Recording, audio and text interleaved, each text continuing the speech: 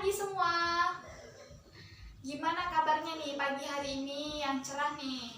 Semoga baik-baik saja ya, Ibu juga baik-baik saja. Ya, alhamdulillah kalau kabarnya baik-baik saja. Sebelum kita mulai pada pagi hari ini, belajar pada pagi hari ini, alangkah baiknya kita membaca doa terlebih dahulu supaya apa yang kita pelajari pada pagi hari ini dapat bermanfaat untuk kita semua. Berdoa dimulai. Selesai. Ibu di sini sebagai guru bimbingan konseling ya. Jadi nama ibu adalah Viola. Jadi kalian bisa panggil Viola apalah gitu kan, terserah kalian gitu. Jadi ibu di sini akan menyampaikan materi tentang bakat dan minat. Bagaimana sih kalian mengetahui bakat dan minat kalian? Jadi kita di sini akan mempelajarinya. Oke. Jadi sebelum kita mulai, kita akan membuat kesepakatan terlebih dahulu. Belajar kita selama kurang lebih yaitu 1 jam ya. Jadi nanti kalau misalkan saya belum selesai, kalian bisa ngomong sama saya dan udah anyway jangan apa-apa, ngomong saja sama saya. Jadi di sini kita langsung saja membahas apa itu bakat. Jadi kan kita akan mengetahui bakat dan minat kalian nih. Sebelum kita mengetahui bakat dan minat, kita mempelajari dulu apa itu bakat, lalu apa itu minat gitu. Jadi di sini pengertian bakat. Ada yang tahu apa itu bakat? Oh iya ada Kak. Oh iya, bakat itu kemampuan. Lalu Nindi? Ya. Baik-baik, jawaban kalian Ibu terima ya, benar semua. Jadi bakat itu kemampuan dasar seseorang untuk belajar dalam tempo yang relatif pendek dibandingkan orang lain, namun hasilnya justru lebih baik. Bahkan juga merupakan potensi yang dimiliki oleh seseorang sebagai bawaan sejak lahir. Jadi di sini yang dimaksud dari relatif pendek adalah seseorang yang memiliki bakat, dia akan melakukan sesuatu hal dengan kecepatan atau dia akan lebih cepat selesainya gitu dibanding anak-anak yang tidak memiliki bakat, maka ia akan selesai lebih lama gitu. Jadi contoh dari seseorang yang berbakat itu seperti melukis, menari, menggambar akan lebih cepat mengerjakan pekerjaan lukisannya dibanding dia yang kurang berbakat dengan hal itu. Misalkan nih Jaka tadi kan dia pandai sekali dalam hal melukis, maka ia akan cepat dalam melukisnya gitu. Gimana, sampai sini paham kan di dalam pengertian bakat? Oke, kita lanjut ya.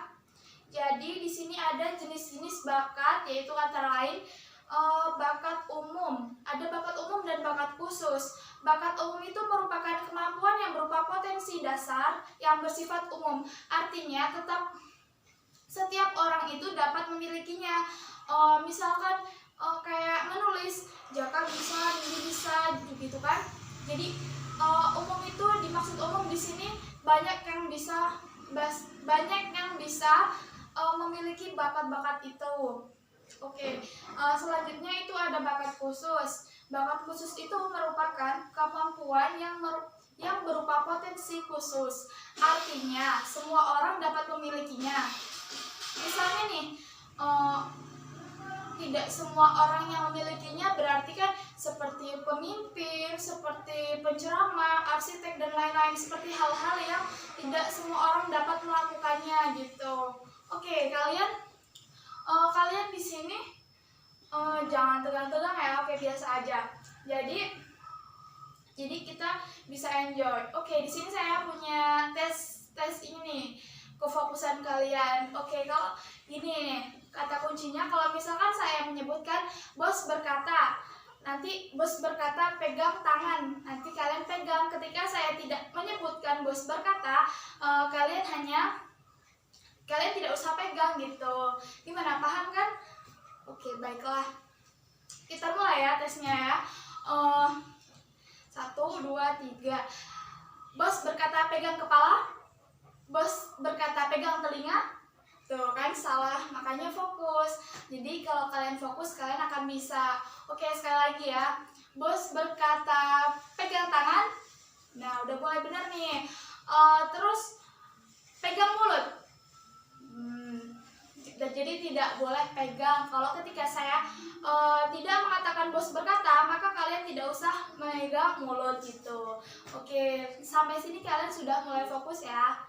Oke, gimana? Sudah pada fokus kan? Baiklah, kita lanjut ya materi selanjutnya. Jadi di sini ada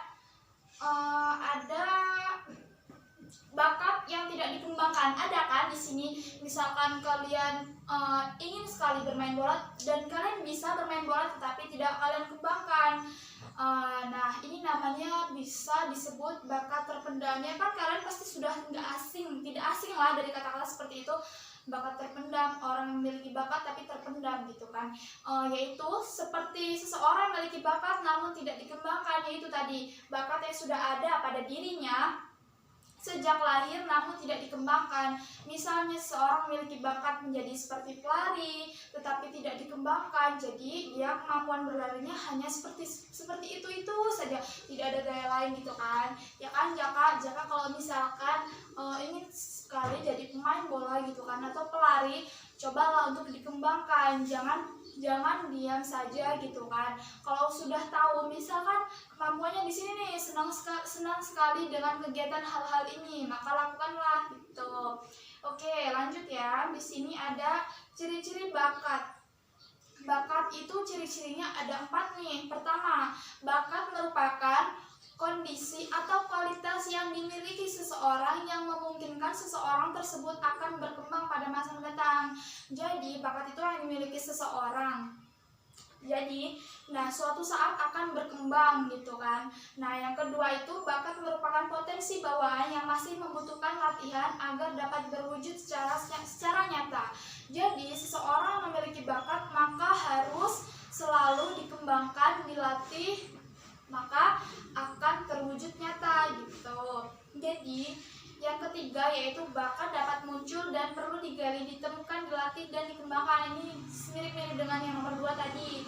Jadi bakat itu perlu digali, dikembangkan, perlu dilakukan setiap hari, setiap saat gitu. Contohnya nih, di sekolah kita kan ada ekstrakurikuler. Nah, di situ kan banyak kan macam-macamnya, ada kaligrafi, ada apalagi di Satu Pringsewu ini loh, banyak sekali kan ya. Untuk kalian yang masih kelas 10 ini masih awal-awal, cobalah kalian menggali bakat-bakat kalian supaya nanti dapat terwujud menjadi nyata gitu. Yang keempat yaitu bakat memungkinkan seseorang untuk mencapai prestasi dalam bidang tertentu, akan tetapi harus ditunjang dengan minat atau kemampuan serta dorongan. Nah, bakat ini untuk mencapai prestasi dalam bidang tertentu harus ditunjang dengan minat. Nanti kita akan membahas tentang minat kan. Nah, minat itu ya dorongan lah, kurang lebih seperti itu. Oke, lanjut dulu ya. Yang kelima yaitu bakat ada 2 bidang. Yaitu yang pertama bakat di bidang akademis dan bakat di bidang non akademis. Misalkan yang di bidang akademis, prestasi yang diraih atau diperoleh seseorang untuk melihat bakat di bidang akademis yang dilakukan dengan melihat nilai-nilai raport. Jadi, kalau yang di akademis itu seperti mata pelajaran matematika, nanti IPA atau IPS, nanti kalian bisa mengikuti olimpiade dari melihat dari nilai-nilai raport kalian. Misalkan nih, nilai raport kalian di matematika tinggi, nanti kalian cobalah untuk melatih lagi, digali lagi. Nah, lalu kalian bisa, kalau memang kalian sudah benar-benar terlatih, nanti kalian bisa mengikuti olimpiade atau lomba-lomba dan kalian bisa memiliki potensi dari bidang tersebut. Lalu yang kedua, bakat di bidang non-akademis yaitu prestasi seperti olahraga, seni seperti yang ibu sebutkan tadi, seperti kaligrafi, olahraga pelari atau futsal gitu kan, banyaklah yang lain-lainnya. Oke, lanjut ya. Karena yang ditakutkan nanti waktu kita mepet banget, soalnya cuma bentar banget nih. Kalian harus paham, nanti kita ada diskusi juga supaya kalian bisa paham gitu kan. Lalu Di sini ada, oh ya, kita masuk ya ke pengertian minat. Jadi sebelum kita masuk pembahasan ke minat, ada yang tahu apa itu minat? Jaka, oke. Dorongan, ya benar sekali. Nah, jadi minat itu seberapa besar seseorang merasa suka atau tertarik atau tidak suka, atau tidak suka mengabaikan kepada sesuatu. Jadi minat itu seberapa besar seorang tersebut suka atau tertarik dengan hal tersebut nih. Contoh ya, misalkan dalam bidang olahraga kalian tertarik sekali dan kalian memiliki bakat di sini. Nah, kalian memiliki bakat di sini, lalu kalian dengan adanya minat, kalian perlu dorongan lah kalian mengikuti di situ, di bidang tersebut itu. Oke, minat adalah dorongan yang kuat bagi seseorang untuk melakukan segala sesuatu yang menjadi keinginannya. Minat merupakan faktor yang dapat mengarahkan bakat dan keberadaannya dan merupakan faktor utama pengembangan bakat atau dapat mengenali bakat yang kita miliki. Kata minat lebih menggambarkan motivasi yang mempengaruhi perhatian, berpikir, dan prestasi. Jadi itu minat itu sebuah dorongan atau motivasi gitu, ketertarikan, banyak sekali maknanya ya, namun masih sangat berkaitan. Oke, yang selanjutnya yaitu jenis-jenis minat menurut Galford. Yang pertama itu menurut vokasional, merujuk pada bidang-bidang pekerjaan. Nah, minat profesional, minat keilmuan, seni, dan kesejahteraan sosial. Jadi di sini kan ada minat vokasional. Di sini yang lebih cenderung kepada keilmuan, seni, kesejahteraan, ya. Lalu ada juga minat komersial. Minat komersial itu seperti dunia usaha atau jual beli, periklanan, atau akuntansi, kesekretariatan gitu ya. Jadi komersial itu seperti dunia usaha lah. Jadi selanjutnya yang C, minat kegiatan fisik. Kegiatan fisik itu berkaitan dengan mekanik, kegiatan luar gitu dan lain-lain. Sedangkan minat avokasional ini sendiri adalah minat untuk memperoleh kepuasan atau hobi, misalkan berpetualang atau hiburan gitu. Kita lanjut ya, selanjutnya ada faktor-faktor yang mendukung pengembangan minat dan bakat. Nah, di sini banyak sekali faktor-faktor yang mendukung ya adanya minat dan bakat pada diri seseorang. Ada faktor internal itu misalkan dari keluarga. Jadi keluarga itu juga harus mendukung apa yang kita lakukan. Misalkan nih apa yang kita lakukan berupa hal-hal positif, maka seharusnya kondisi keluarga itu seharusnya mendukung pada anak tersebut supaya dia tidak down gitu kan. Lalu dan dia merasa adanya dorongan. Lalu yang kedua itu ada faktor bawaan genetik. Misalkan minat itu ada karena faktor genetik. Misalkan orang tua memiliki keahlian berlari atau melukis, lalu jadilah anaknya mengikutinya gitu, memiliki bakat yang sama. Jadi itu faktor genetik itu seperti itu. Lalu adanya faktor eksternal. Faktor eksternal itu faktor lingkungan sekolah, seperti lingkungan sekolah bergaul, pergaulan bersama teman-teman di sekolah, pembelajaran yang didapat dari sekolah. Dari situ kita juga dapat hal-hal yang mempengaruhi bakat dan minat diri kita. Lalu lingkungan sosial atau masyarakat. Nah, ini juga sangat penting bagi diri kita dan sangat mempengaruhi diri kita untuk kedepannya. Jadi itu masyarakat yang baik maka akan menjadikan diri kita menjadi baik. Terlebih berbeda dengan masyarakat yang buruk atau kurang baik, maka akan mempengaruhi diri kita. Oke, sudah tahu lah ya kedepannya bagaimana. Lalu cara pengembangan bakat dan minat ini juga sangat penting ya. Kita harus berani melakukan hal tersebut. Dengan adanya keberanian maka bakat akan terwujud gitu. Lalu yang kedua, perlu didukung latihan. Kita harus selalu berlatih supaya bakat kita akan menjadi nyata dan di masa depan kita akan terwujud. Oke, yang ketiga, perlu didukung oleh lingkungan. Nah, seperti lingkungan tadi, lingkungan keluarga maupun lingkungan masyarakat sosial gitu. Itu sangat berperan penting bagi diri kita. Yang keempat, yaitu perlu memahami hambatan-hambatan pengembangan bakat dan cara mengatasinya. Supaya kita tahu dan mengenali apa itu bakat kita dan akan mengembangkannya, kita harus tahu hambatan apa. Misalkan hambatan kita misalkan dari faktor teman-teman yang kurang baik. Misalkan kita akan melakukan kegiatan ekstrakurikuler tapi teman kita selalu mengajak ke kantin, misalkan ke tempat-tempat yang tidak bermanfaat gitu untuk kita. Jadi kita harus dapat mengatasinya hal-hal tersebut. Oke, lalu masih ada lagi ya. Oh, sudah cukup. Jadi materi kita sampai sini saja ya untuk pembukaan pertama. Jadi kurang lebih seperti itu bakat, cara kita mengenali, cara mengembangkan, kita harus berani gitu. Oke, sudah paham kan sampai sini? Ada pertanyaan? Oke, Nina ya, pertanyaannya apa? Bagaimana cara mengenali? Ya, tadi sudah Ibu jelaskan ya, cara mengenali bakat kita yang ada pada diri kita, yaitu kita harus melihat, misalkan nih, apa yang kita senangi. Ketika kita melihat hal tersebut kita senangi, maka kita lakukan. Nah, kita melakukan hal tersebut, kita menyenangi, kita bisa, maka kita harus mendalaminya gitu kan. Dengan kita berlatih terus, dengan kita menggali apa yang itu kita senangi, jadi kita lama-lama akan bisa gitu.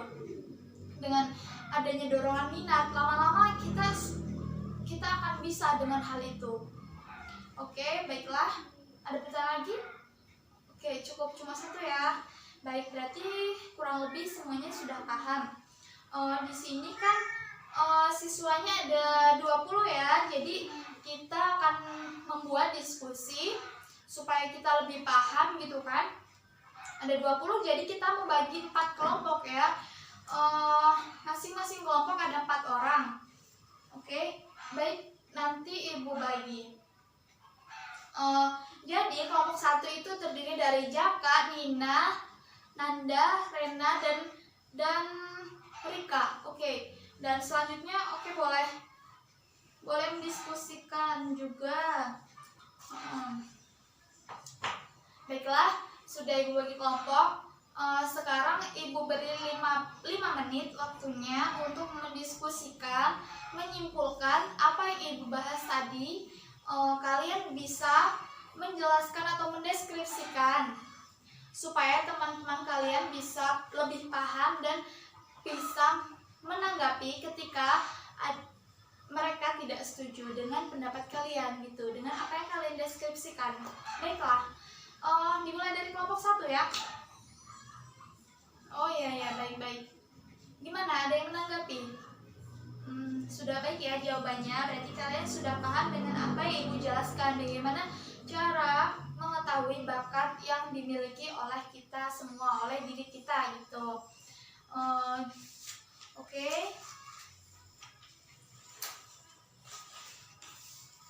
Oke, baiklah.